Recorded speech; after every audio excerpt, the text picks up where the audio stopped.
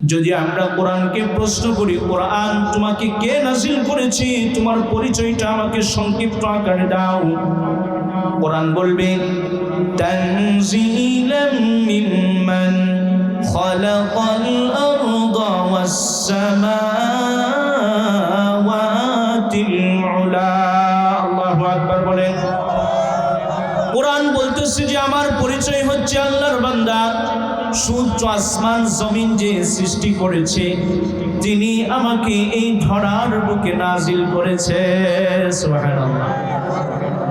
এরপরে কোরআনকে যদি আপনি জিজ্ঞাসা করেন, ও কোরআন, বুঝলাম তোমাকে সৃষ্টি করেছে রব্বুল আলামিন, কিন্তু সৃষ্টি করার পরে দুনিয়াতে তো সরাসরি তুমি চলে আসো নাই, এতদিন তুমি কোথায় ছিলা?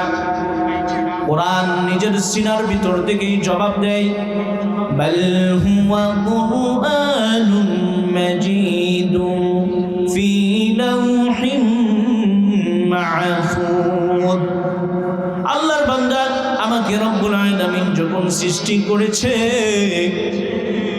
সৃষ্টি করার পরে আমরা একটা সংরক্ষিত ফলকে লৌহে মাহফুজের মধ্যে ছিলাম। বলেন সুবহানাল্লাহ। এরপরে কোরআনকে যদি আপনি প্রশ্ন করেন, ও কোরআন, তোমাকে যখন রব্বুল আলামিন লৌহে মাহফুজের মধ্যে সংরক্ষিত রয়েছে, তুমি দুনিয়াতে কোন মাসের মধ্যে নাজিল হয়েছ?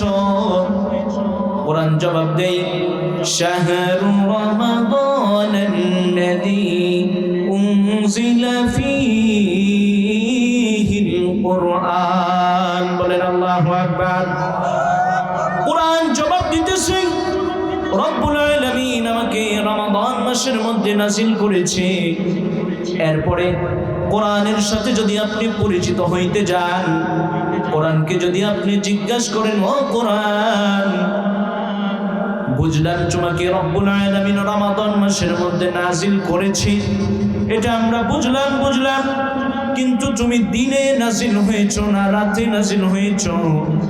কোরআনের জবাব হচ্ছে, ইন্না আনজালনাহু ফী লাইলাতিল কদর। যে আল্লাহর বান্দারা, আমি শবে কদরের এক মুহূর্ত রাত্রির মধ্যে আমি নাজিল হয়েছি। বলেন সুবহানাল্লাহ।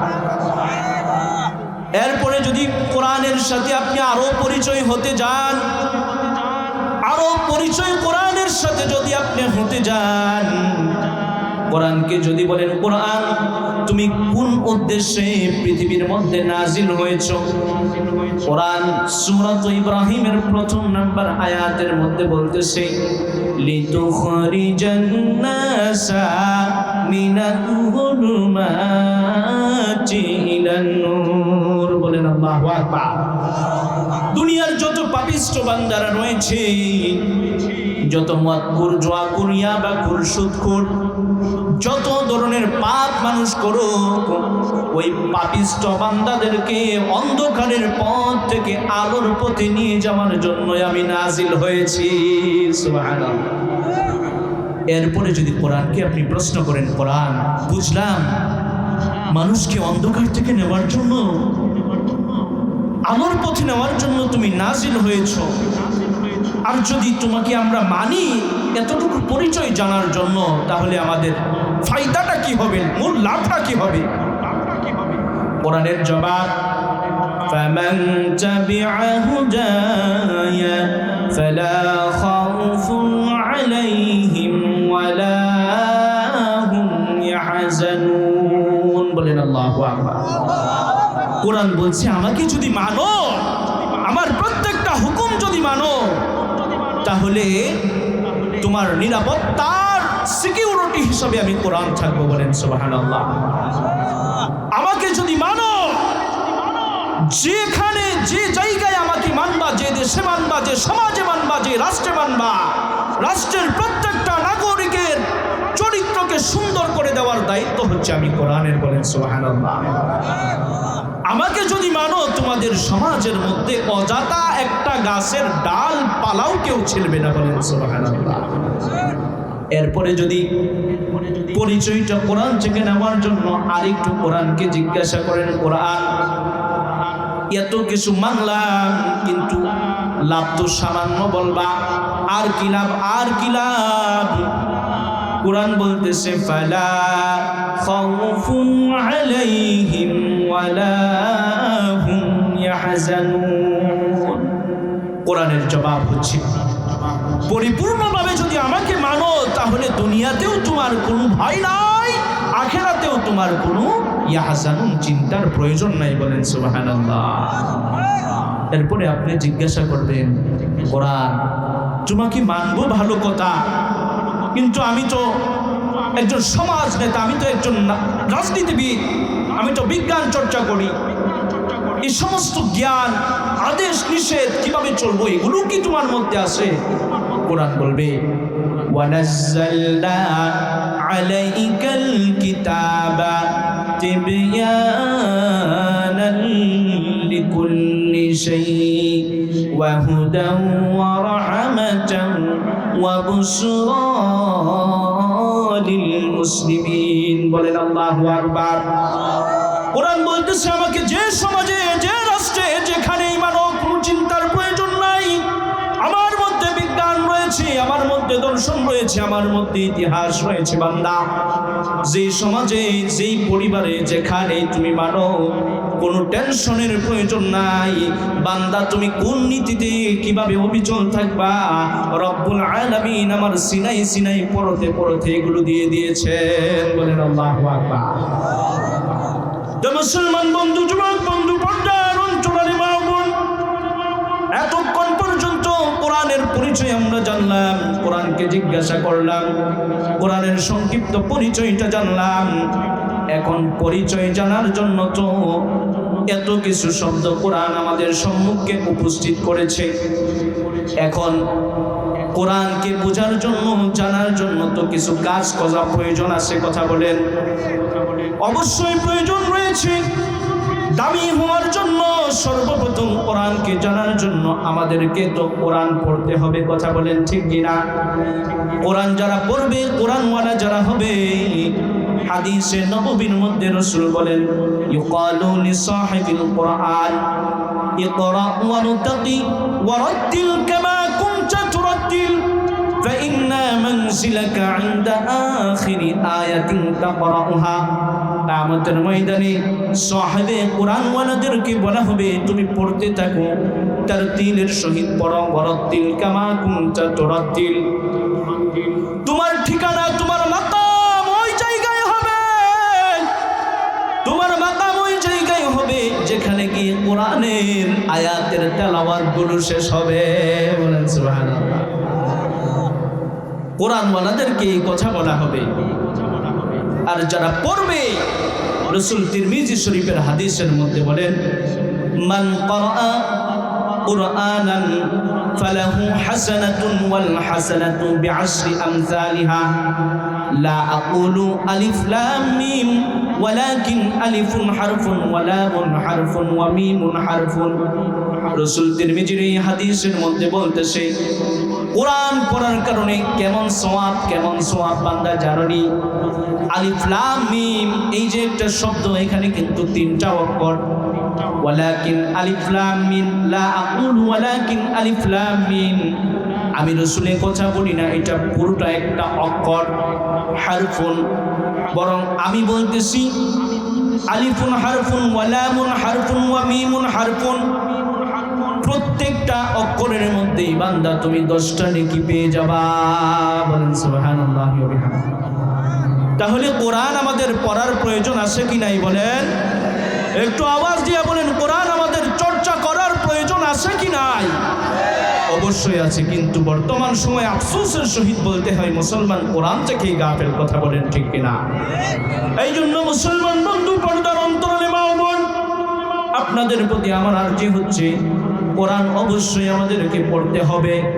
কিন্তু বর্তমান সময়ে মুসলমানদের ঈমানকে হরণ করার জন্য, মুসলমানদেরকে ইসলাম থেকে দ্বিখণ্ডিত করার জন্য, মুসলমানদের ঈমানকে হরণ করার জন্য বিভিন্ন ফিতনার বিভিন্ন দিকে আগমন।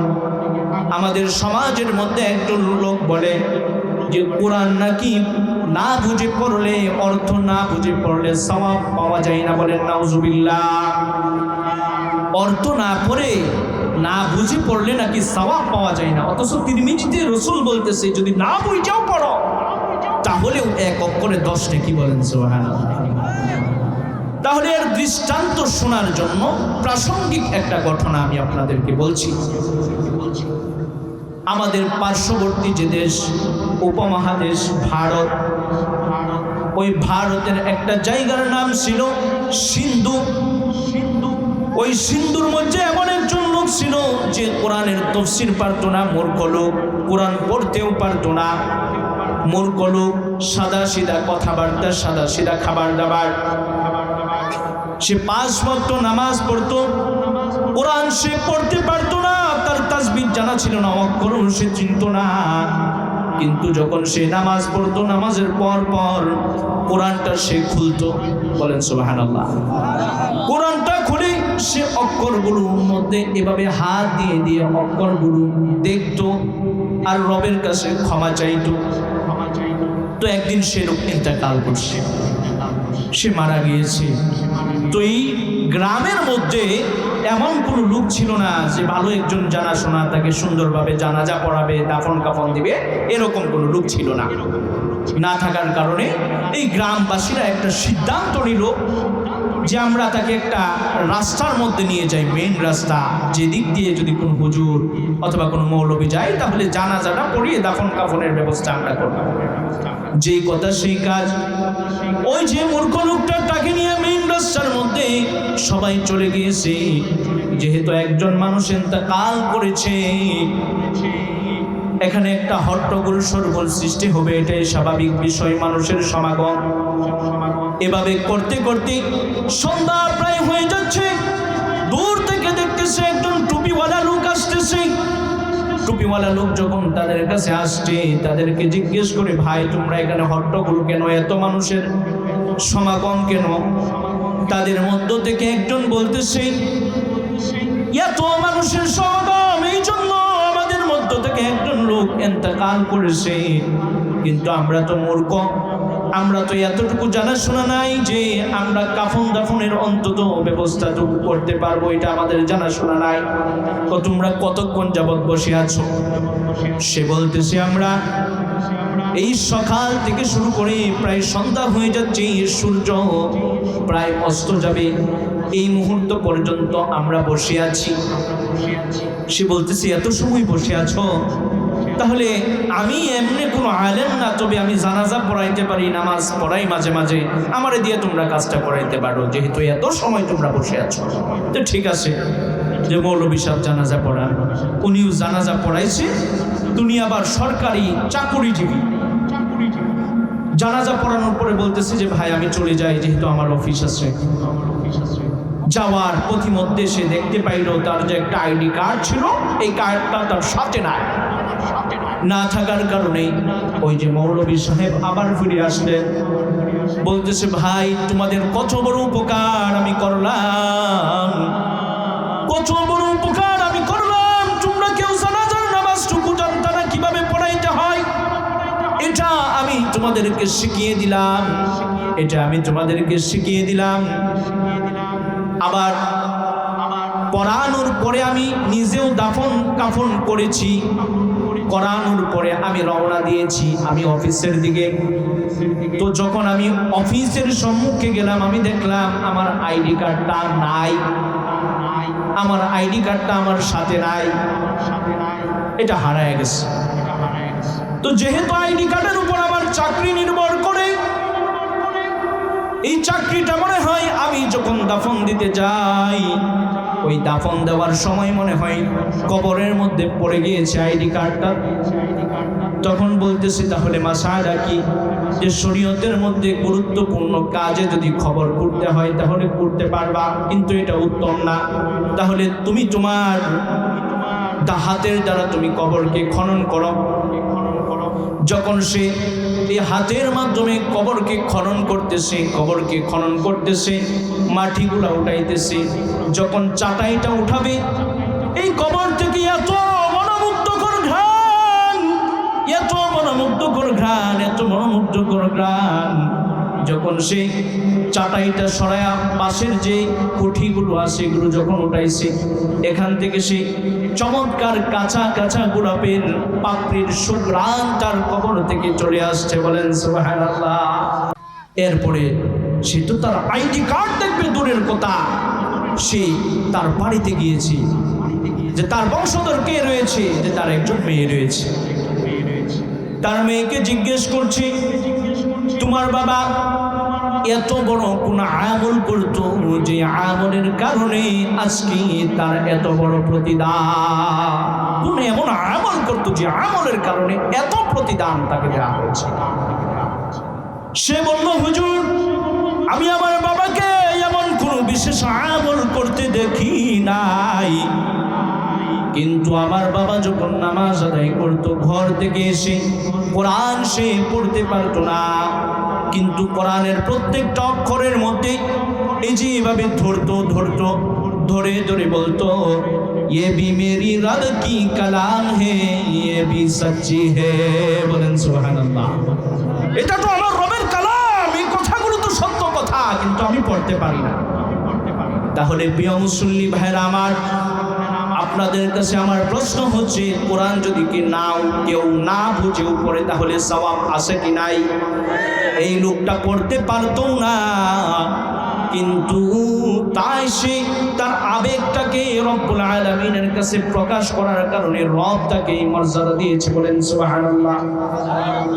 কিন্তু বড় আফসোসের বিষয় হচ্ছে আমরা তো পড়তেও পারি না, কোরআনের প্রতি আমাদের আবেগও কাজ করে না, কথা বলে। আর যারা পড়তে পারি, পড়ার এমন বেহাল দশা, রাসূল হাদিসের মধ্যে বলে, রাব্বা কারি ইয়াকরাউল কুরআনা ইয়ালআনুহু, এমন কিছু কোরআন পড়নে বলা রয়েছে যাদেরকে কোরআন লানত করে। বলেন নাউজুবিল্লাহ।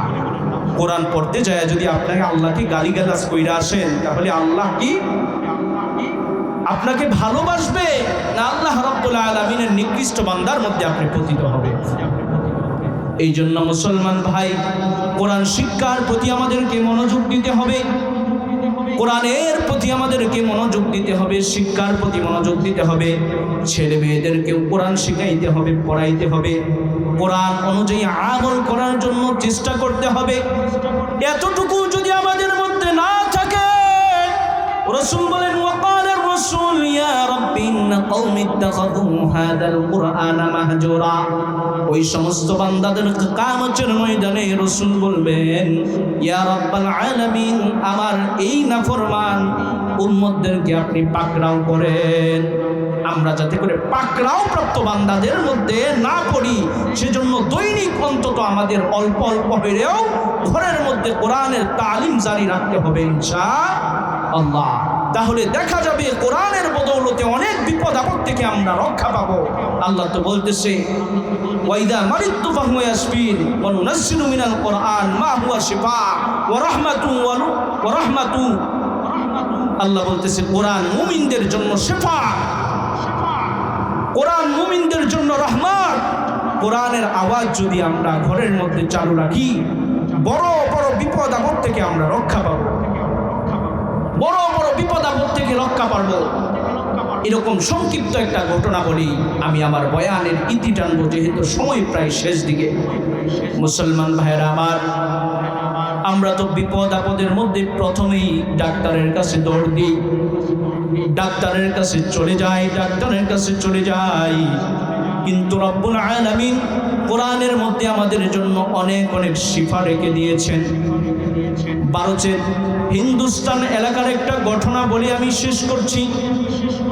আল্লামা শেখ জুলফিকার আহমদ নকশবন্দি, উনি ওনার মাকতুবাতের মধ্যে লিখেন, ঘটনাটা কোনো কিচ্ছা কাহিনী নয়, সম্পূর্ণ সত্য অবলম্বনে একটি ঘটনা। এটা আমি আপনাদের সম্মুখে পেশ করছি। যেহেতু ওই হিন্দুস্তান এলাকার মধ্যে হিন্দু বেশি, মুসলমানদের ঘর কম, ওই অঞ্চলে হিন্দুদের আধিপত্য বেশি, মুসলমান কম। তো মুসলমান ছোট্ট একটা বাচ্চা, হিন্দু, এই ছোট্ট বাচ্চা মুসলমান মেয়ে এবং হিন্দু মেয়ে একই স্কুলে পড়াশোনা করে, দুই বান্ধবী। মুসলমান মেয়েটা হিন্দুদের বাড়িতে যায়, হিন্দুর মেয়েটা মুসলমানদের ঘরে আসে, স্কুল থেকে যে হোমওয়ার্ক দেয় এই হোমওয়ার্ক তারা প্রত্যেক দিন মুসলমানদের মেয়ের বাড়িতে তারা পালন করে। তো একটা দিন আসলো যে হিন্দুর যে মেয়েটা, সে মেয়েটা মুসলমান মেয়েকে কোরআন পড়তে দেখতেছে, দেখে বলতেছে যে ম্যাম, আমার যে টিচার আপনাকে বলছে আমি কোরআন পড়তে চাই। তখন তাকে ওয়াদা খাটাইলো, কোরআন পড়বা কিন্তু তোমার মা বাবা তো হিন্দু, বাড়িতে বলা যাবে না।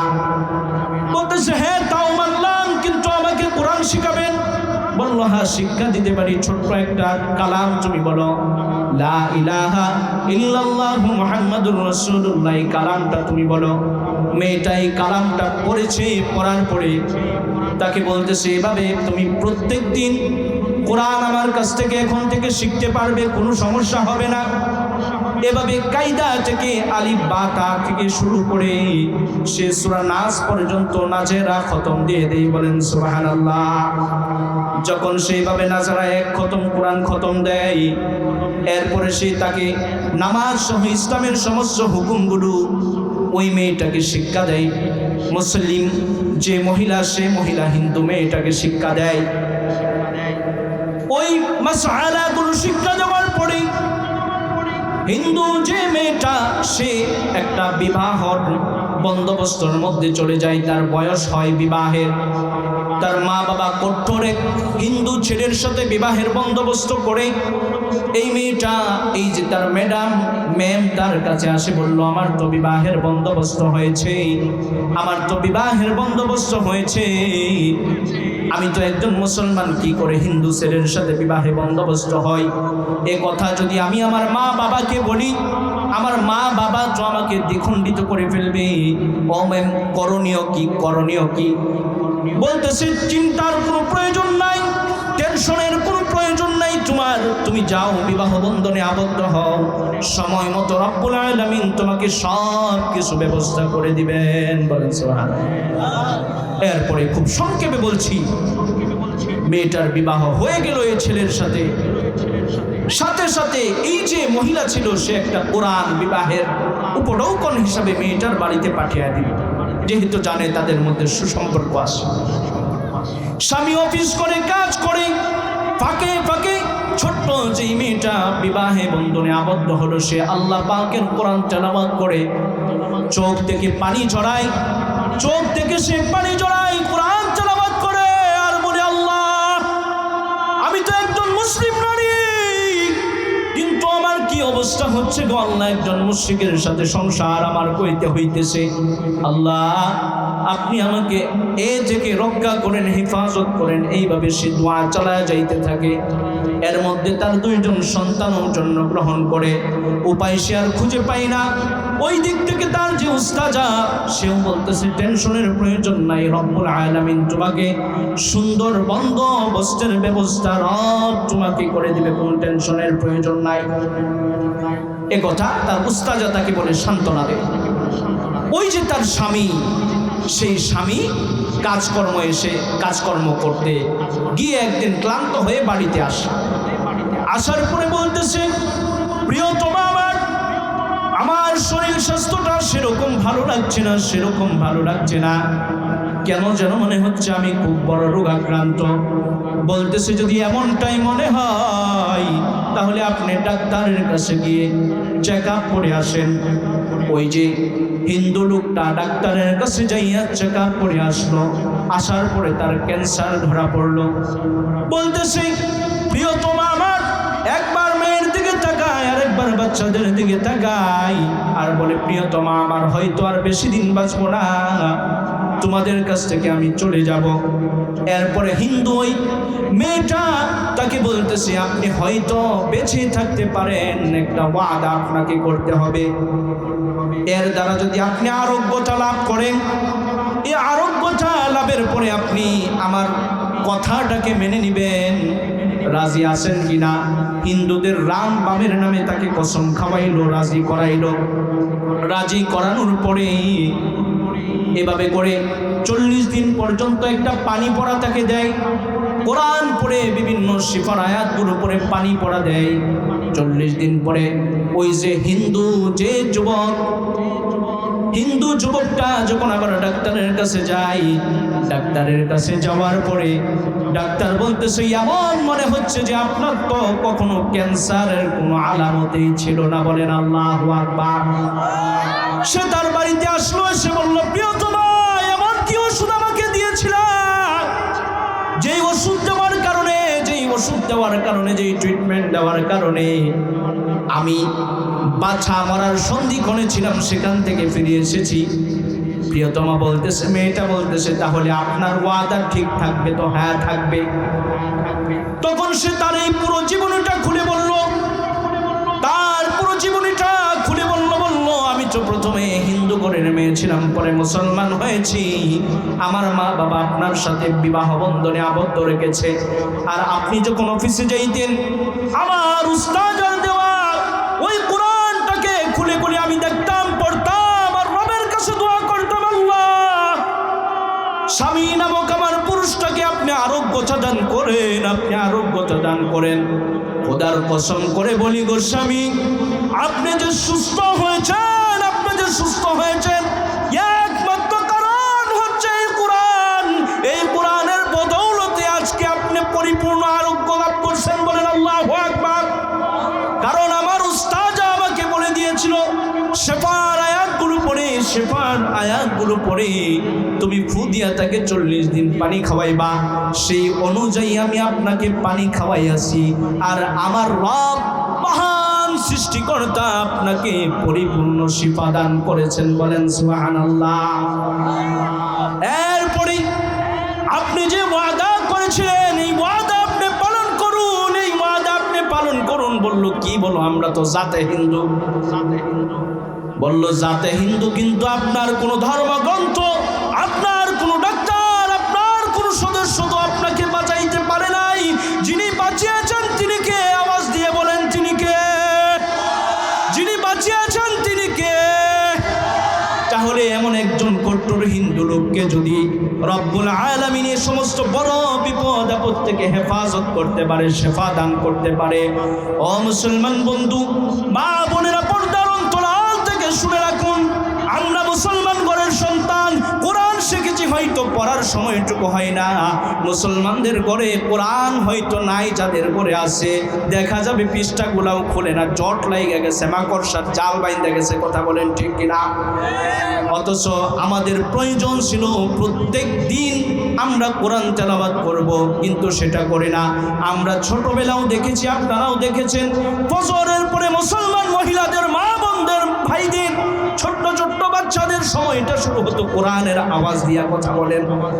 আর এখন কোরআনের আওয়াজ তো নাই, বরং ডিজে গান দিয়ে মুসলমানদের ঘুম ভাঙে। কথা বলেন ঠিক কিনা? এই জন্যই পৃথিবীর প্রত্যেকটা জায়গার মধ্যে আজকে মুসলমানরা নির্যাতিত, নিপীড়িত। কারণ মুসলমান দাবি করি, কিন্তু সত্যিকার অর্থে আমরা কেউ সাচ্চা মুসলমান না। এই কোরআন তেলাওয়াতের কারণে বেঈমানদের চোখের পানি উপরে যায়, বেঈমানদের চোখের থেকে পানি উপরে। সংক্ষিপ্ত আরেকটা ছোট্ট ঘটনার মাধ্যমে বয়ানের ইতি টানব। মুসলমান ভাইরা রে আমার, গভীর মনোযোগ সহকারে শ্রবণ করেন।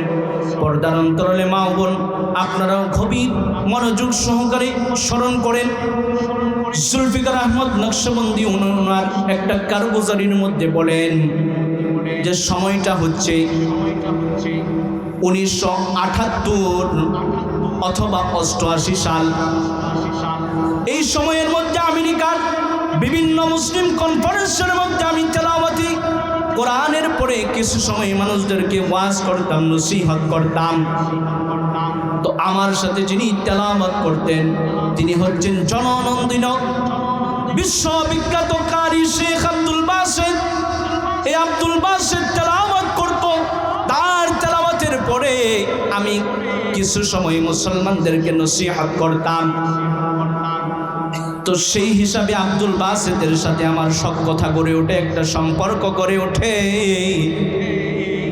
তো একদিন আমেরিকার এক কনফারেন্সের মধ্যে আব্দুল বাসেত তেলাওয়াতের পরে কনফারেন্স সমাপ্ত হওয়ার পরে, এই কনফারেন্স সমাপ্ত হওয়ার পরেই ওখানকার কিছু উলামায়ে কেরাম কারি সাহেবের কাছে আসলো, এসে জিজ্ঞাসা করলো, কারি সাহেব, আমরা তো আলেম, আমরা কিতাবের মধ্যে কোরআনের মুআজিজা পড়েছি, আল্লাহর মুআজিজা, আল্লাহর কুদরত পড়েছি, নবীজির মুআজিজা পড়েছি, কিন্তু পৃথিবীর মধ্যে এমন এক কারি আপনি, এমন এক কারি, আপনার তেলাওয়াত যখন আমরা শুনি আমাদের শরীরের পশমগুলো দাঁড় হয়ে যায়। বলেন আল্লাহু আকবার।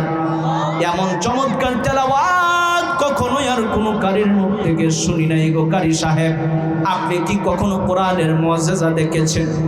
কারি আব্দুল বাসিত রাহমাতুল্লাহ আলাইহি বলতেছে, আমার প্রিয় ভাই, আপনারা কেন আমাকে জিজ্ঞাসা করতেছেন কোরআন তেলাওয়াতের মুআজিজা আমি দেখি না, দেখি কি দেখি নাই? বরং এই প্রশ্ন আমাকে করুন যে বরং আমি কয় হাজার বার এই কোরআনের মুআজিজা দেখেছি। বলেন আল্লাহু আকবার। ওখানকার উলামায়ে কেরাম বলতেছে, তাহলে একটা মুআজিজার সংক্ষিপ্ত আকারে মুখতাসার ভাবে আমাদেরকে শোনান। কারি সাহেব বলতেছে, সময়টা হচ্ছে 88 অথবা 78 সাল। ওই সময়টার মধ্যে রাশিয়ান রাজনীতি, কমিউনিস্ট পার্টি যারা রয়েছে পুরো পৃথিবীর মধ্যে তারা দাপট কাটায়, বিশ্ব তারা শাসন করে। তখনকার সোভিয়েত ইউনিয়ন নামে তাদের একটা সংগঠন ছিল, সন্ত্রাসী সংগঠন।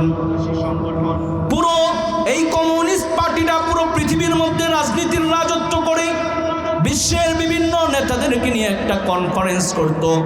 ওই কনফারেন্সের মধ্যে মিশরের একজন বাদশাহ, যার নাম ছিল শেখ জামালউদ্দিন আব্দুল আন্নাসের, এই বাদশাকে বিশ্ব নেতাদের মঞ্চের মধ্যে তাকে আমন্ত্রণ জানাইছে। আমন্ত্রণ জানানোর পর যখন ওই বিশ্ব মঞ্চের কনফারেন্স শেষ হয়েছে, মাঝে চা চক্রের আয়োজন। আপনারা জানেন বিভিন্ন সময় বিভিন্ন আলোচনার মধ্যে একটু চা পানের বিরতি দেওয়া হয়, কথা বলেন ঠিক কিনা? বিশ্ব নেতাদের চা চক্র, কমিউনিস্ট পার্টির একজন নেতা বলছে, এই জামালউদ্দিন মিয়া, তোমরা তো মুসলমান জাতি, তোমাদের মাথার মধ্যে কি রয়েছে আমাদের বুঝে আসে না। যখন পুরো বিশ্ব 1000 বছর অগ্রগতি হচ্ছে আর তোমরা তোমাদের কিতাব, এই যে প্রায় 1200-1400 ওই সময়ের কিতাব নিয়ে তোমরা পড়ে আছো। এই কথা যখন জামালউদ্দিন আব্দুল নাসেরকে বলল, সে লাভ দিয়ে চেয়ার থেকে দাঁড়িয়ে গিয়েছে। কারণ মুসলমানদের ঈমানের বৈশিষ্ট্য হচ্ছে এটাই, হয়তো আমরা সঠিক মতো নামাজ আদায় করতে পারি না, রবের হুকুমগুলো পালন করতে পারি না, কিন্তু আমাদের কোরআন, আমাদের ইসলাম, আমাদের নবী নিয়ে যে ব্যক্তি কটূক্তি করবে, ওই ব্যক্তির কল্যাণকে দ্বিখণ্ডিত করার জন্য মুসলমান বসে থাকবে না, কথা বলেন ঠিক কিনা? অবশ্যই ইসলাম নিয়ে যারা, নবী নিয়ে, কোরআন নিয়ে যারা কটূক্তি করবে, বাংলার জমিনে ওই সমস্ত জানোয়ারদের ঠাঁই হবে না। মুসলমান বন্ধু, ওই মুসলমানদের মতো মিয়া জামালউদ্দিন দাঁড়ায় গেছে। সে ইসলামের সৌন্দর্যের উপর কিছু বয়ান রাখছে, কিন্তু কমিউনিস্ট পার্টিরা যেহেতু বিধর্মী, এই বিধর্মী থাকার কারণে তারা এত কিছু গুরুত্ব দিল না, মন আকর্ষণ করলো না। জামালউদ্দিন মিশরের মধ্যে চলে যায়। চলে যাওয়ার পরে সে ভাবতে লাগলো, ইসলামের সৌন্দর্যগুলো, দিকগুলো তাদেরকে বুঝাইতে পারলাম না। আল্লাহর কাছে দোয়া করে, ও আমার আল্লাহ, ও আমার আল্লাহ, ও আমার আল্লাহ, ওই সমস্ত বদ্দিন বিধর্মীদের সম্মুখে আমাকে শক্তি দান করুন এবং একটা ইলহাম আমার মধ্যে পয়দা করে দিন, যাতে ইসলামের সৌন্দর্য তাদের মধ্যে বুঝাইতে পারি। বন্ধু আমার, মুরব্বী বাবাজি, গভীর মনোযোগ। সংক্ষিপ্ত আকারে বলে আমি শেষ করে দিচ্ছি। ওই মিয়া জামালউদ্দিন সে আল্লাহর কাছে দোয়া করলো, আল্লাহ, বিশ্ব নেতাদের মঞ্চে আমাকে আরেকবার যাওয়ার মতো তৌফিক আপনি দান করেন। আল্লাহ রাব্বুল আলামিন জামালউদ্দিনের ওই বিশ্ব নেতাদের কনফারেন্সে যাওয়ার জন্য 2 বছর পরেই তার কাছে আবার চিঠি আসছে। বলেন আল্লাহু আকবার। তার দোয়া আল্লাহ কবুল করে নিয়েছেন এবং তার মনের মধ্যে একটা রব্বুল আলামিন ইলহাম পয়দা করে দিয়েছেন যে তোমার দেশের মধ্যে একজন বিশ্ববিখ্যাত কারি রয়েছে, শেখ আব্দুল বাসেত, এই শেখ আব্দুল বাসেতকে নিয়ে কনফারেন্সে যাও। তখন জামালউদ্দিন আব্দুল বাসেতের কাছে ছোট্ট একটা চিঠি পাঠিয়েছে। চিঠি পাঠানোর পরে বাসেত দেখতেছে প্রেসিডেন্টের চিঠি কেন আমার কাছে আসলো? আমি সাধারণ একজন কারি সাহেব, এখানে লেখা আছে যে কারি সাহেব সামনের মাসের অমুক তারিখে আমি রাশিয়ার মস্কোতে সফর করব, সেখানে আমার সাথে সফর সঙ্গী হবেন আপনি, যেহেতু রাষ্ট্রীয় আদেশ যেতেই হবে। সংক্ষিপ্ত আকারে বলছি মুসলমান বন্ধু, শেখ আব্দুল বাসেতকে নিয়ে মস্কোর ওই কনফারেন্সের মধ্যে যোগ দেয় জামালউদ্দিন নাসের। এরপরে কনফারেন্সের একটা যখন মধ্য সময় চলে আসে, আবার চা চক্রের বিরতি। চা চক্রের ওই বিরতির পরে মিয়া জামালউদ্দিন সে বলতেছে কমিউনিস্ট পার্টিদের ওই নেতাকে যে আমার সাথে আমার একজন বন্ধু নিয়ে আসছি যে সুন্দর আবৃত্তি করতে পারে, কবিতা বলতে পারে। তো তুমি এটা কি করছো? আমাদের রাশিয়ার মধ্যে কি এমন নারী পুরুষ স্বভাব আছে যারা সুন্দর কবিতা পারে?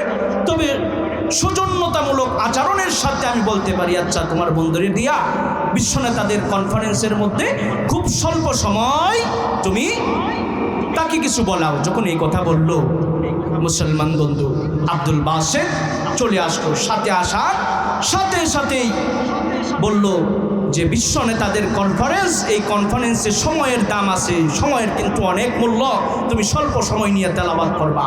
তো আব্দুল বাসেত বলতেছে যে এত বড় বিধর্মী কঠোর কাফের এদের অন্তরকে বিগলিত করার জন্য কোন আয়াতটা তেলাওয়াত করা যায় সে ভাবতেছে। আব্দুল বাসেত বলে পবিত্র কোরআনের সূরা ফাতিহা বিসমিল্লাহর বা থেকে শুরু করে নাস পর্যন্ত পুরোটাই হচ্ছে একটা সুপার ম্যাগনেট। কথা বলেন ঠিক কিনা?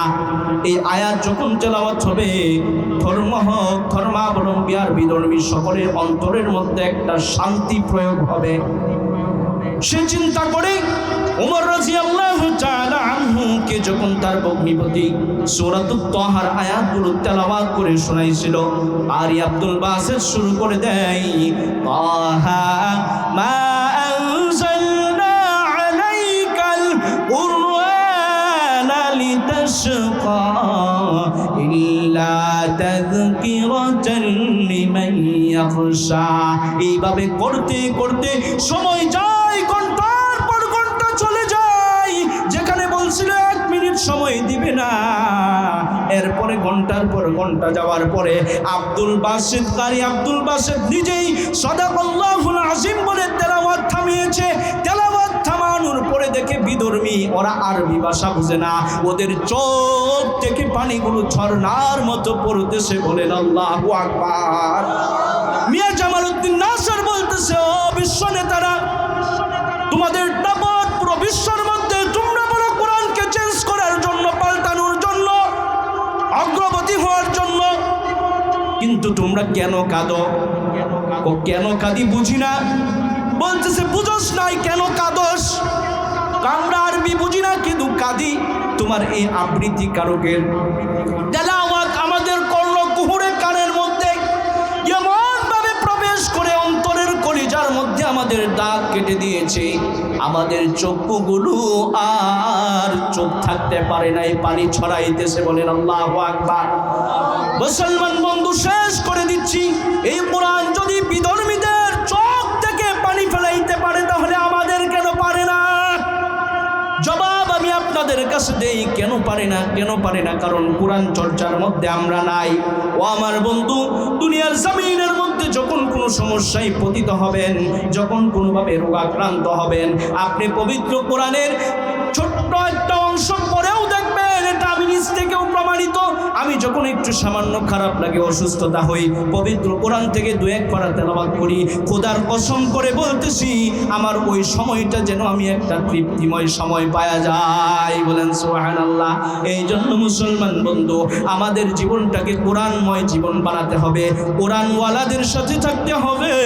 যেভাবে চললে কোরআনওয়ালাদের সাথে থাকবো সেভাবে আমাদেরকে সিস্টেম মতো চলতে হবে। কথা বলেন ঠিক কিনা? কিন্তু কিন্তু এরপরেও আমরা এত কিছু বলার পরেও কোরআন আমরা খুলি না। আজ থেকেই ওয়াজের পর যেহেতু সময় আমার শেষ, মুসলমান বন্ধু, আমি আমার পর্দার অন্তরালে সম্মানিতা শ্রদ্ধা মা বোনদেরকে বলতে চাই, আজ থেকে 10 বছর পূর্বে যেইভাবে মা বোনেরা কোরআনের আওয়াজ ঘরের মধ্যে চালু রেখেছেন, ইনশাআল্লাহ সুফিয়া বেগম আদর্শ মহিলা মাদ্রাসার উদ্যোগে আয়োজিত এই মাহফিলের পরের দিন থেকে আমি আপনাদের সকলের কাছে এই আহ্বান রেখে যাই, কাল সকাল থেকে আপনারাও অন্তত স্বল্প সময় হলেও কোরআনের তেলাওয়াত জারি রাখবেন। রাজি আছেন তো ইনশাআল্লাহ? কারা কারা পবিত্র কোরআনের তেলাওয়াত জারি রাখবেন, কিন্তু তেলাওয়াত না পারলেও শেখার চেষ্টা করবেন?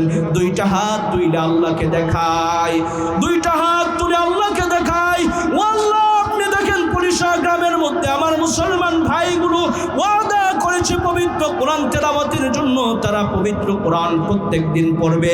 যারা পারে না তারা শেখার জন্য চেষ্টা করবে, কোরআনকে মূল্যায়ন করবে, হাফেজদেরকে মূল্যায়ন করবে, আলেমদেরকে মূল্যায়ন করবে।